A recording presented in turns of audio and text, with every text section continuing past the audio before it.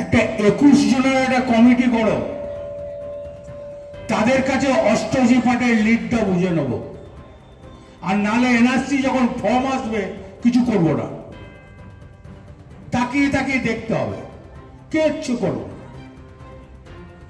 যেমন এসআরে বাঁচিয়ে দিলাম, তখন বাঁচাবো না।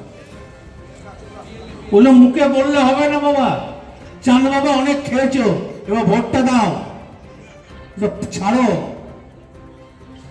অষ্টআশি তুই আছিস তো, 20 জন, 10 জন মেয়ে, 10 জন ছেলে, ওই পার্টি যেন লিড হয়, নাহলে কিন্তু এনআরসির ব্যাপারে দেখবো না। কথাটা কি বললাম শুনে নিলি? কিচ্ছু তাকিয়ে দেখবো। দ্য সহজ পাঠ, সহজ কথা, সঠিক তথ্য।